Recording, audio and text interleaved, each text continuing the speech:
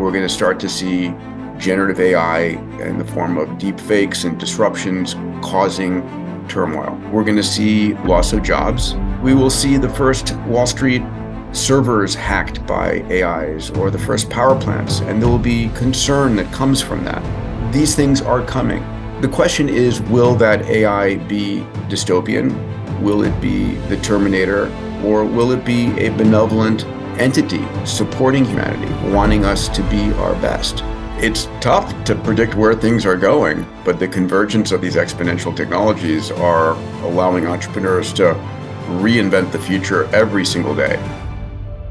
And anybody listening should be trying to incorporate AI into every aspect of their business at this point. Listen, if you're not an AI-first company, I understand that. That's okay. But at a minimum, what you need to do as the CEO, as the leader, is identify and bring in a chief AI officer, someone who understands who's out there. What's the topology look like? Who are the major players out there in the world? We humans have been the most extraordinary problem solvers ever. We're still here. We have solved so many problems over the years. We're really good at seeing the problems far away. We accelerate them to today, we freak out, but then we still have time with all the new technologies to solve them, and we do. And I have confidence that we will. And I have confidence that we have the ability to uplift every man, woman, and child on this planet and create this incredible world of abundance.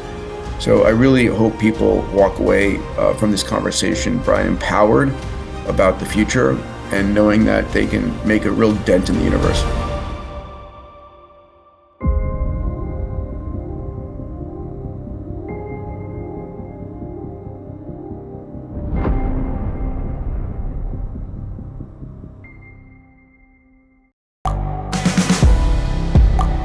The world is changing.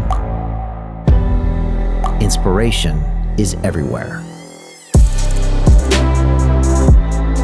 It has never been so easy to connect, share, and bring people together. We're learning from others and finding the best in ourselves. Challenging our beliefs. Sharing our vulnerability. Overcoming our fears. Transforming ourselves so we can transform the world. How far can we go? This is London Real. I am Brian Rose. My guest today is...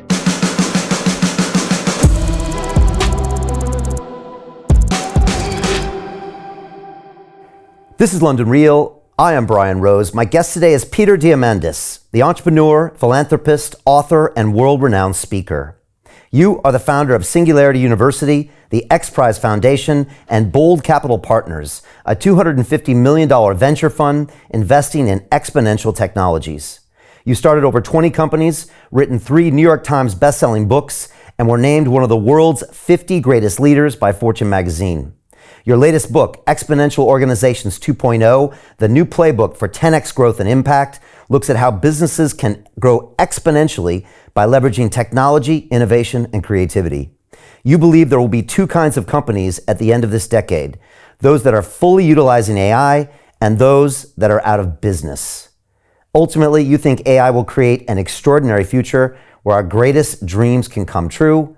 Peter, welcome to London Real. Thank you, Brian. Appreciate the invitation, and this is one of the most incredible times to be alive. Every day I pinch myself at what I'm reading, what I'm seeing. We're living in the midst of a science fiction movie in one sense. Another sense, we're living at called the 99th level of the gameplay, right? The boss level for those who are gamers. And it's tough to predict where things are going. And we can talk about that, but the convergence of these exponential technologies are allowing entrepreneurs to reinvent the future every single day. Yeah, and we have a lot of entrepreneurs watching. I'm one, you're one. So I really want to get into exactly what you put out in the book. I had my ChatGPT moment like everybody else did. And, we both spent time at MIT, so we were technical, but I had never gone that deep into AI. And of course I did afterwards. So the last 6 months, I've used my platform to educate myself. I've had Mo Gaudet on the show. I know you've spoken to him, former Google. Yeah. I actually had Mo 4 years ago when he came, or 5 years ago when he came with his happiness book. So I already knew Mo. Yes. And I listened to his book, and then I got him back on. I've had Professor Max Tegmark of MIT, Professor Hugo de Garis, who wrote that book, The Art Elect War, and of course, Dr. Ben Goertzel on the show. We're also investing about $1 million into his new AI company. Peter, you've been talking about singularity for decades. I was just curious, why write your book now, and how did the ChatGPT moment change your view of the future? So I wrote a book with my writing partner, Stephen Kotler. We'd written Abundance, Bold, and our third book was The Future is Faster Than You Think. That came out in 2019, just before the pandemic hit. And it was a look at how this decade, everything is accelerating, and that the speed at which technology is accelerating is itself accelerating. All these things are coming together, right? Just to take a second to paint that acceleration of the acceleration. First of all, we've got more capital than ever before, right? Deployed more democratically globally. We have the fact that the tech is becoming cheaper, so your ability per dollar to get access to compute or memory, or per dollar to get access to genome sequencing, is skyrocketing. Not just 10x or 100x. We're talking, a million x, a billion x over it was 20 years ago. So for every dollar available, and there's more of that, there's more capability of technology. We then have more individuals, more brilliant minds being connected globally around the world. It used to be the people that were, in our classes at MIT, or were in our city, or we happen to know through our industry. Now you have access to the most brilliant minds around the planet instantly for free, right? So there's more intellectual capability and more money doing more things with it. And then you add this incredible sense of urgency, this what I call a massive transformative purpose. It's throwing fuel on the fire. So all these things are accelerating the rate of the acceleration we're seeing. And one of the things I wrote about in Exponential Organizations 2.0 with Salim Ismail is that we're going to see more progress in the decade ahead than we have the entire past century.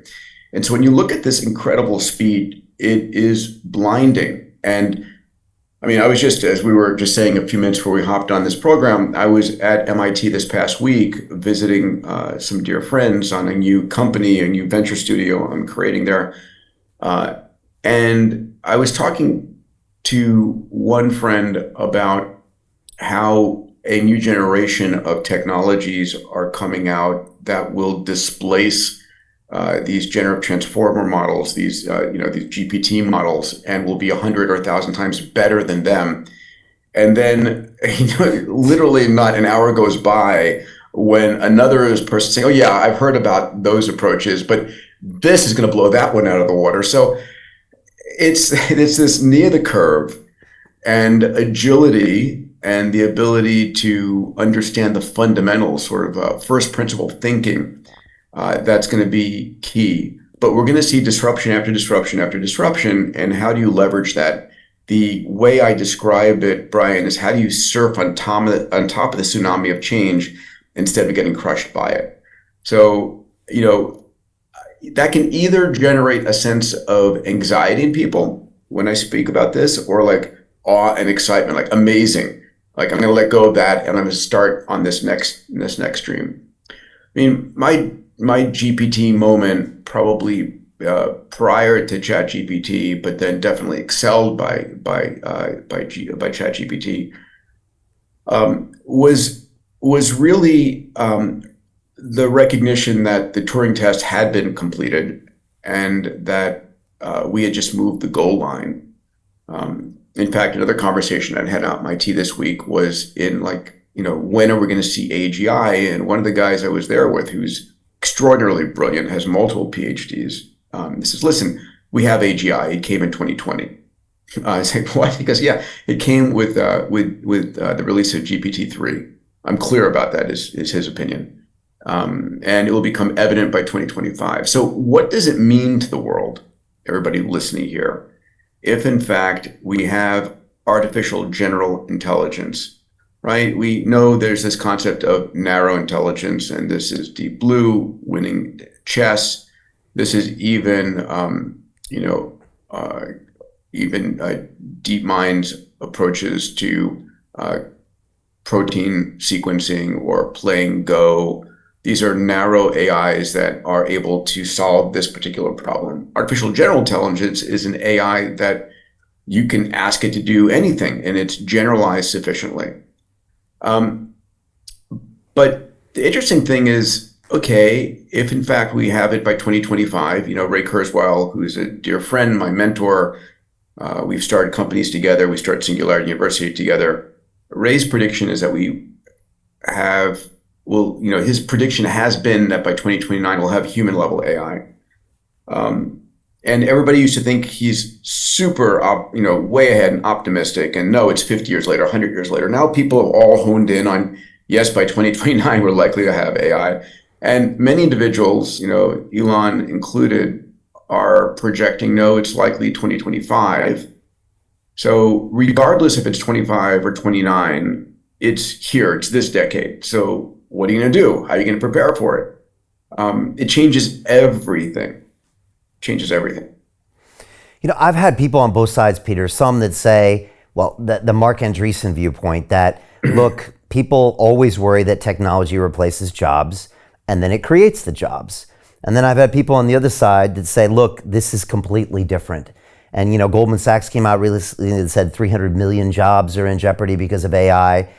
Where do you stand? Because, there's a lot of anxiety in the public. And when I first went down this route, I went to some dark places as well. I have two young boys, they're 6 and 7 years old, and I'm thinking about their teenage years, Peter, and I'm thinking they will have teenage years never experienced in 200,000 years of human history. Theirs will be so different than anything else.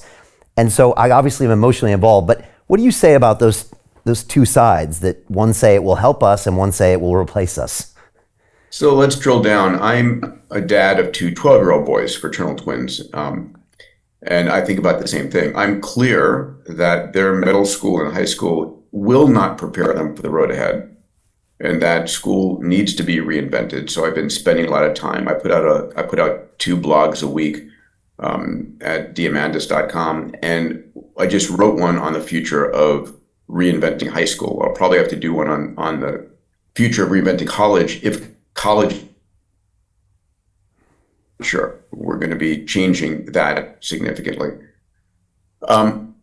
There are utopian and dystopian. Both are true. They're not exclusive from each other. And let me break that down. First of all, do I believe we're going to have issues? Yes. Do I believe that the world is going to be extraordinary in the next 20, 30, 40 years? Yes. So how do I hold those two resonant in my mind? I do it by looking back at the last century. I think very few people would argue that between 1900 and 2023 that the world's gotten extraordinarily better, right? From a living standards standpoint.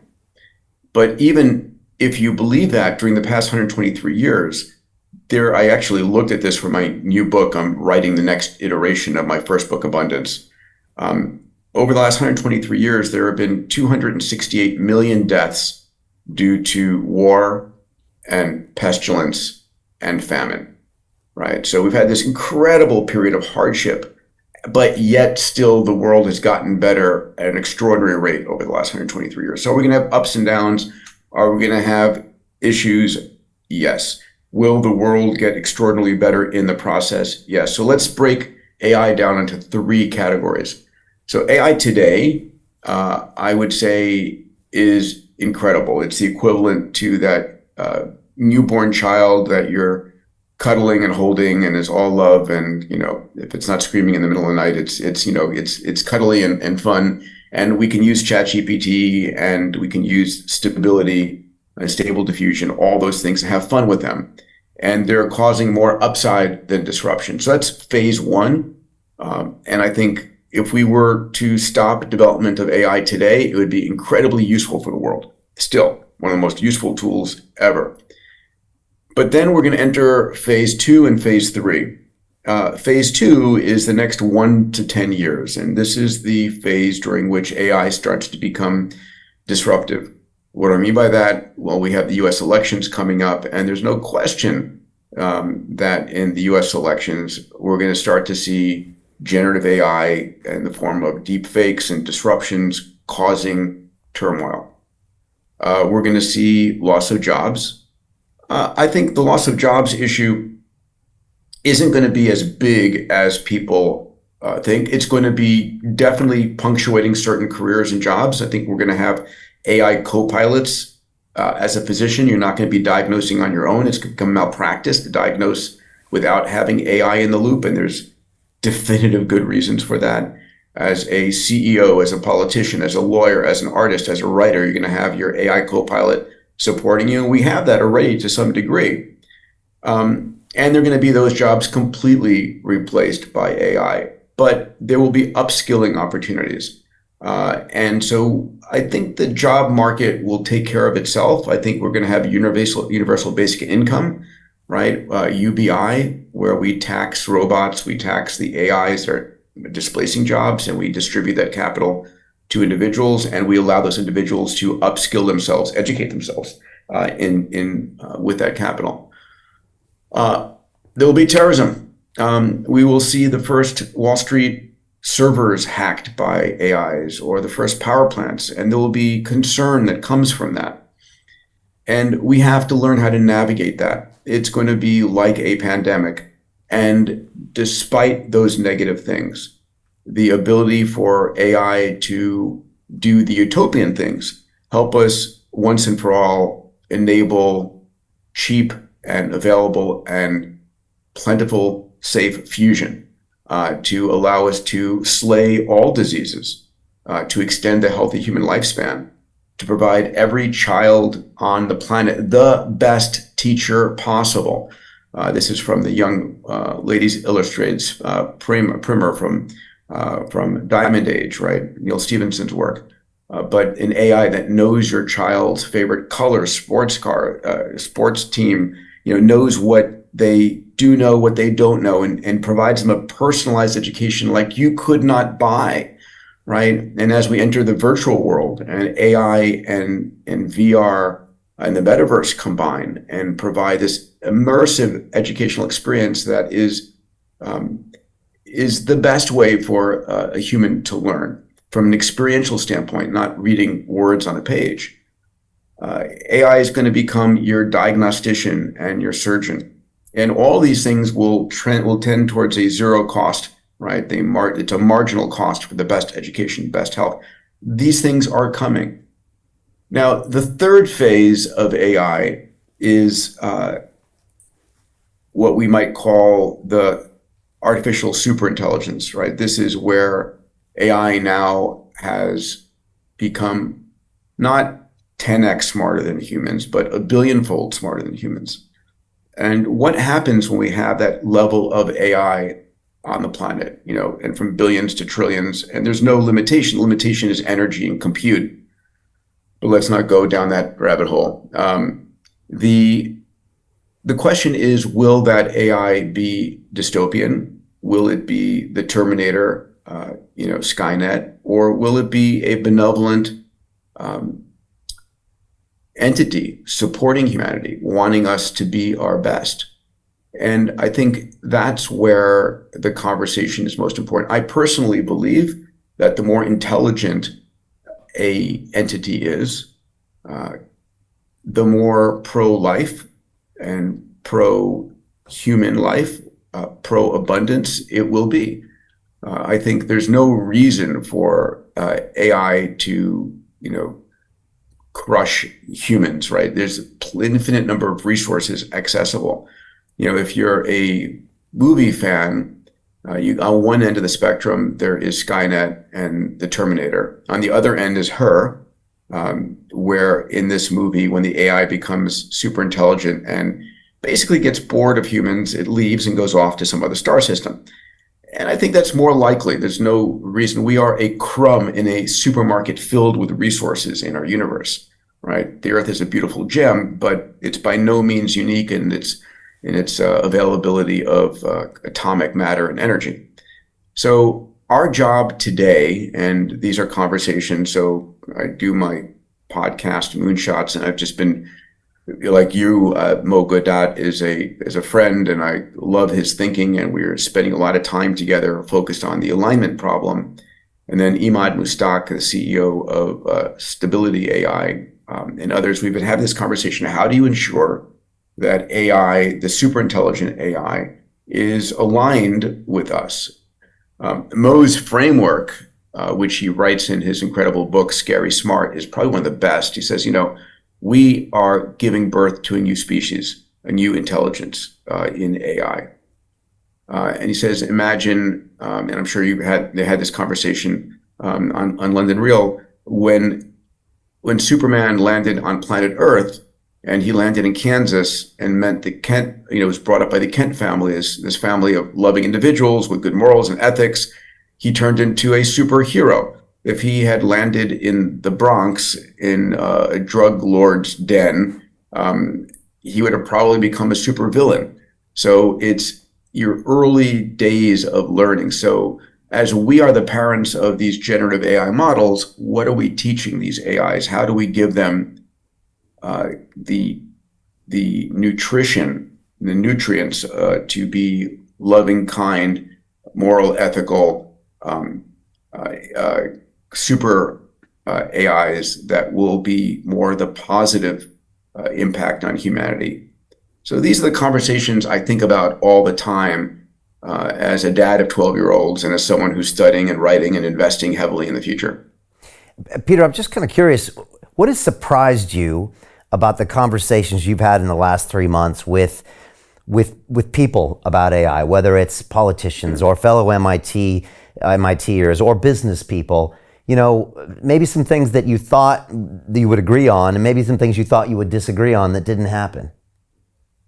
I think what surprised me is how much ChatGPT and its follow-ons have surprised the creators of ChatGPT. The emergent properties were not intuitively obvious when it was being built, right? That is fascinating. You imagine as a coder, right? And I've been a computer coder all my life, not recently in the last decade, but I was there coding in hexadecimal on 6502 microprocessors in the early days. These computers would do what you told them to do because it was very much hardwired. If A, do this, if B, do this. But that's not how these neural nets are working, and especially not how these large language models are working. They're exhibiting properties that were like, interesting, where did that come from? And that's surprising. What's also surprising me and surprising others is what's coming next, that there's a lot of improvement coming, and it's not linear. It is continuing to be exponential. And so I just met this one company that I'm meeting with the founders tomorrow, because I'm so blown away by their technology that looks to be 100 or 1,000-fold more efficient on many different levels than OpenAI's GPT-4. So, wow, what does that mean? And then being told by another friend, well, actually, there's stuff that's going to be even blow that out of the water. So the speed is incredible. I think what surprised me as well is how this isn't front and center conversation where it needs to be in the boardroom. I'm on stages around the world, and I'm like, wake up, people. You have to understand that this is an extraordinary time, and the tools and how you think about this and how do you prepare for it and how you reinvent your business. So this is what I spend a lot of my time thinking through. So anyway, a lot of that surprising me. I mean, the White House obviously, summoned the leaders there. I think they just came up with an agreement. The Senate had obviously, Sam there and a few people talking about it. A lot of the corporations are talking about it, but in your mind, they're not really engaging or seeing how fast and how accelerating this and how disruptive this would be? Yeah, I think this needs to be an ever-present conversation of increasing percentage of one's time because the impact is disproportionate to everything else. Talk about not only the elections, but the global economy, right? Whenever we have a revolution, and this will be a revolution, economic revolution, a societal revolution, a workforce revolution, an intellectual revolution, it generates turbulent flow. And then it settles out into a new capability. We saw this with the Industrial Revolution, and we've seen this with the early computer revolution. We've seen it over and over again. And the challenge is that, or the advantage of previous revolutions are that they took place over centuries or decades or years versus months. And our systems of governance and we humans want stability. Humans like waking up in the morning and knowing that the world was exactly the way it was when they went to sleep last night. No matter how bad the world was, we don't like change because you have no idea whether it's going to be positive or negative for you. And this is going to be an impulse, right? A high force per unit time change that is going to shake people. And we could promise everybody, listen, it's going to be amazing. Let me paint for you where it's going, right? I know that you're not going to be, we're demonetizing everything, but your healthcare is going to be free and your education is going to be free. And the healthcare and education is going to be 1,000 times better than what you had before. And we're going to see, energy is going to be 100 times cheaper. And all of it, you can paint the most glorious picture of the future, but tomorrow, when there's disruption in your job, in your company, in your city, in your country, you can't see that future. And so this is, I am the person where the glass is not half full, the glass is overflowing. But I can understand how this is going to make people feel in the future. For me, a lot of the work that I'm doing right now, I mentor 360 entrepreneurs and CEOs at my Abundance 360 program. And my job every year, we hold it in March in LA, is to say, this is what just happened in the past year. Let me contextualize what just happened. And let me show you where things are going for the next 2 to 3 years.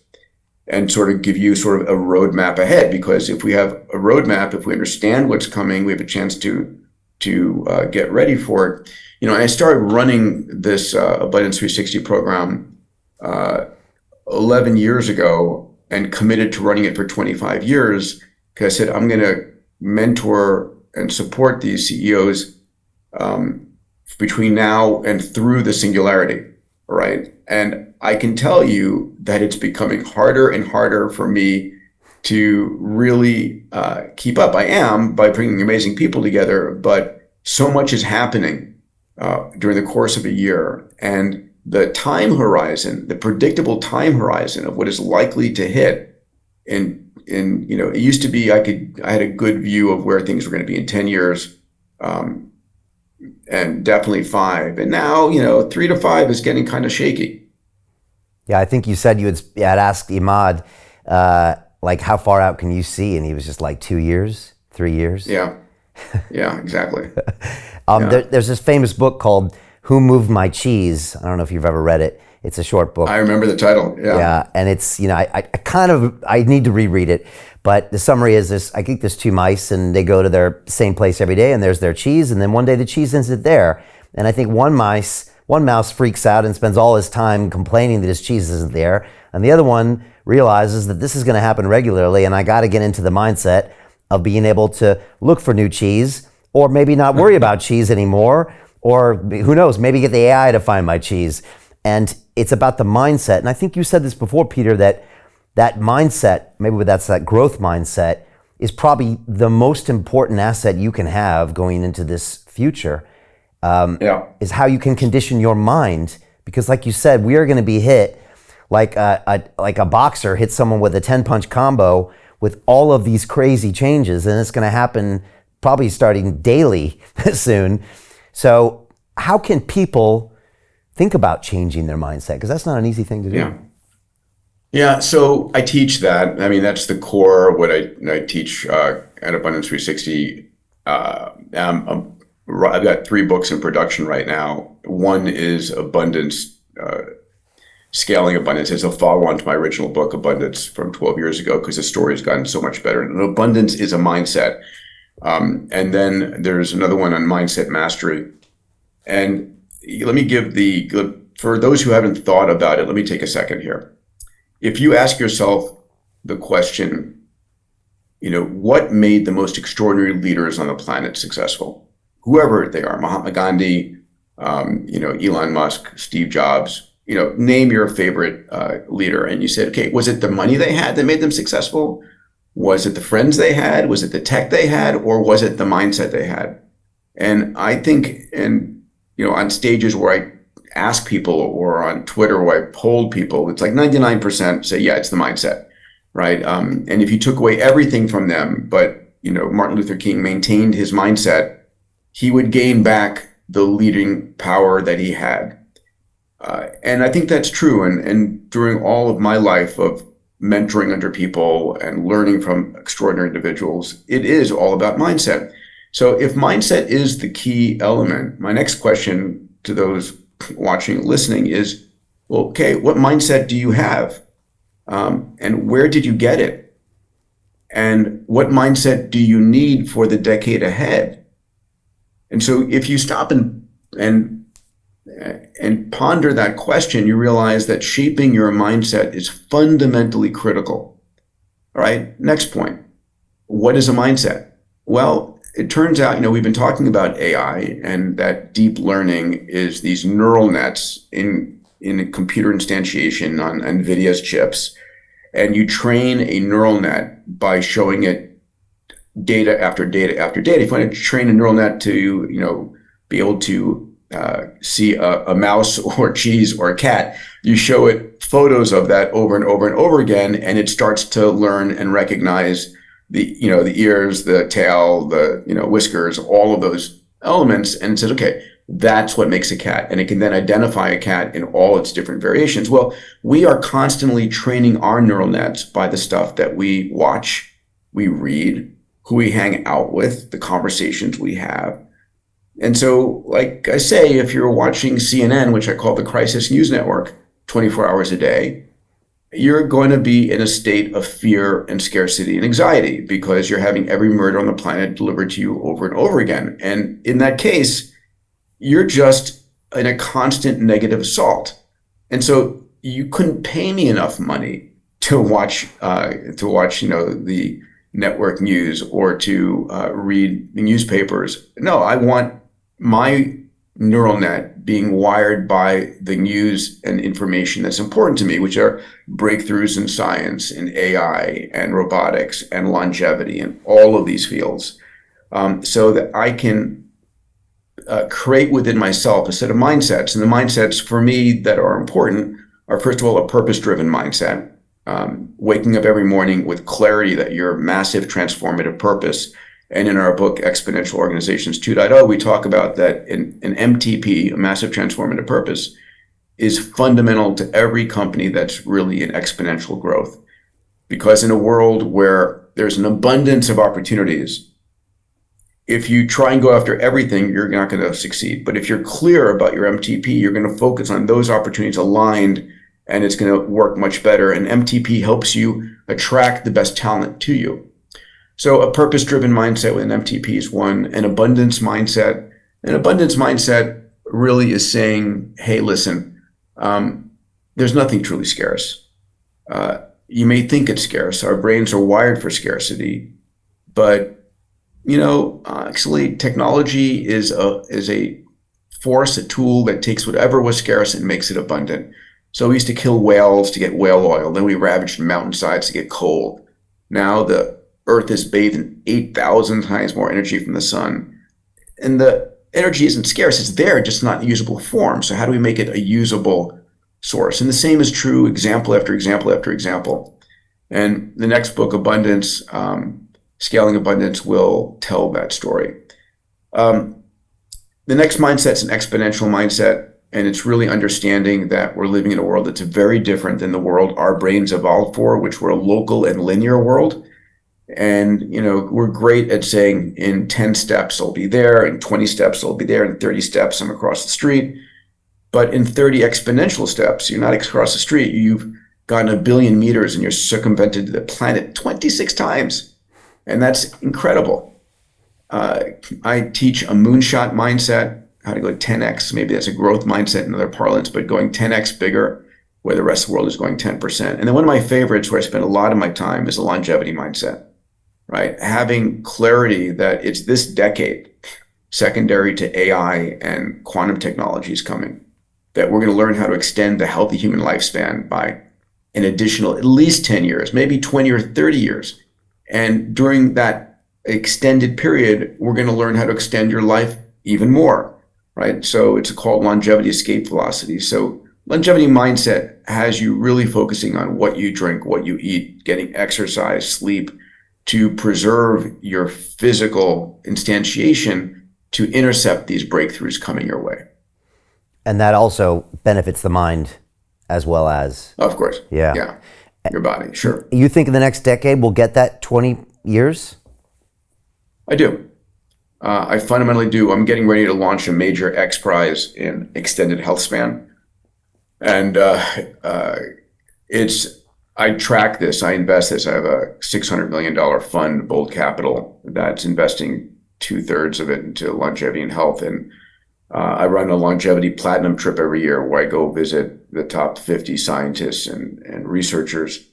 And all of these things, what I'm seeing is stunning across the board.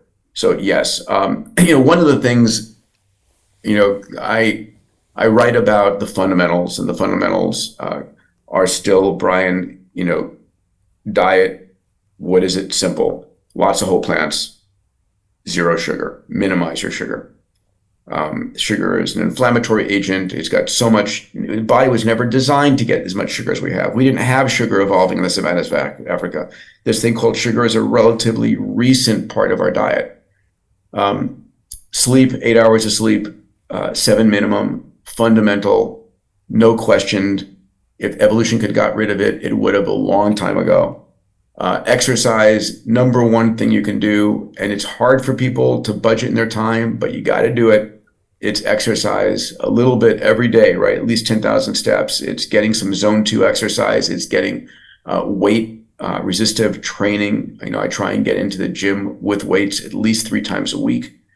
And then mindset is fundamental. There's some incredible numbers that those individuals who are driven by purpose and who are optimistic have something like a 17% average longer lifespan. Mindset matters.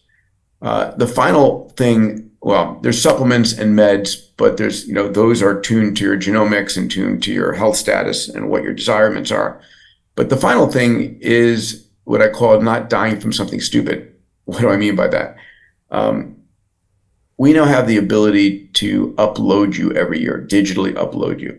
And so one of the companies I'd started with Tony Robbins and Mark Benioff and Bill Kapp is a company called Fountain Life. We're in the US, we'll be in London sometime in the next few years, and we'll be around the world. But these are facilities where you go at least once a year and you get uploaded, full body MRI, right? MRI of your brain function, brain flow, blood flow, a coronary CT analyzed using AI, a DEXA scan, 100 biomarkers. It's 150 gigabytes of data about you. And what's your goal? Your goal is twofold. Is there anything going on inside your body right now you need to know about? Most of us are optimists about our health, but we have no idea what's going on inside you. You really don't. You have a better idea of what's going on inside in your car from your gauges, or if you're a pilot, what's going on inside your airplane than you do inside your body. And that's insane because we can know right now. And so out of the first few thousand members who went through Fountain Life, what we found was 2% have a cancer that they don't know about. They think they're healthy. 2.5% have an aneurysm they don't know about. 14.4% have something that is really life-threatening that you take care of. And so this is about giving you the knowledge of what's going on today, but also looking at the combination of your genomics and your physical and all of that, is what are you likely to come down with and how do you prevent it, right? So that's that's fountain life and what I call, don't die from something stupid. Yeah, that's so powerful. Get to London, please, so I can go. You talk a lot about interfaces, and you've talked about kind of the Mosaic browser and other pieces of technology over the years. Now we have this AI interface, and of course, Elon keeps teasing this Neuralink interface. Just your thoughts about how those could change the future. I mean, obviously the AI and the Neuralink. Yeah, so I forget if it was in Abundance or Bold. I wrote about something called a user interface moment. So I was interviewing Mark Andreessen on stage at Singularity University years ago, and as he was telling the story of coming up with Mosaic, the first internet browser that became Internet Explorer and so forth, we had ARPANET, which was basically the U.S. defense industry and government connecting all these supercomputer clusters at Stanford, at MIT, at Harvard, and Washington, D.C., and then giving people who were not at that cluster, who were not physically in Cambridge, who were not physically in Palo Alto, access to these over a terminal. And that became ARPANET, the advanced, it was a network of these computers. But they were hard to use. They had arcane keystroke combinations and languages and so forth. And what Mark did was he put a layer on top of ARPANET that with HTML that allowed you to interface with this powerful underlying capability. And it became the browser, and the browser on top of the internet.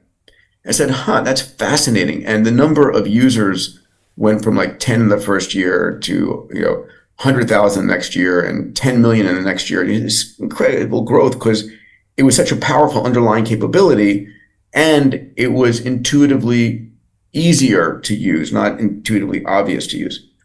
So that user interface moment got me thinking about other user interface moments. The iPhone became another one with Steve Jobs and the App Store. And ChatGPT is most definitely a user interface moment, making it super simple to use the GPT models that were trained up by OpenAI by just chatting with them. It's like amazing. If you take that a level higher, AI will be the ultimate user interface moment. What do I mean by that? We're all going to have a version of Jarvis. Jarvis from Iron Man. I love that movie. And Jarvis was Tony Stark's AI interface and is like, make me this, do that, make the coffee, build me a new suit, whatever it was he wanted. And it went from his mind, his desires to this physical instantiation.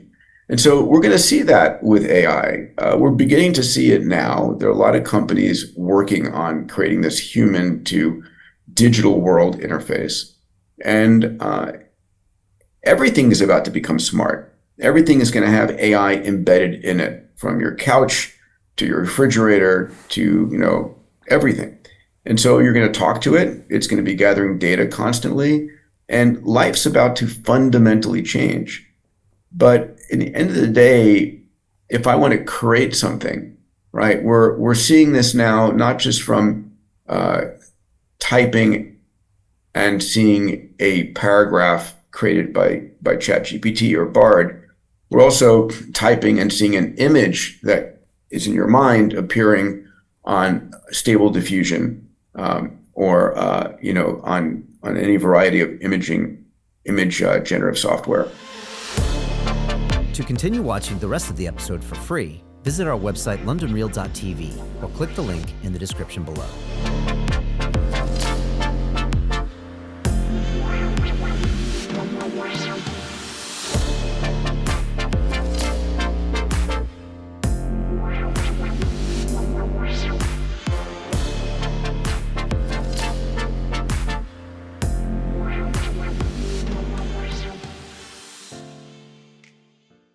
So Jim Rickards has just recorded a video that's not available to anyone in the public, and he's going to be talking about how this upcoming recession is going to be fast, it's going to be bloody, it's going to be nasty. But at the same time, he's going to show you how you can position yourself to profit from all of this chaos.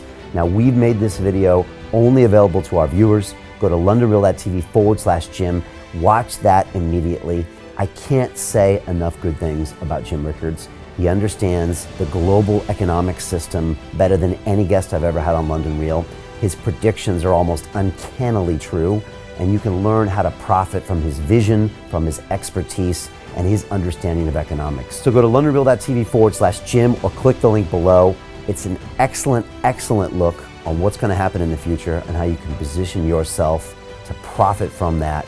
Jim is one of the best in the business, one of my favorite guests on London Real, and he's very, very good at predicting the future and showing us all to profit from it. So click the link, and I hope you enjoy.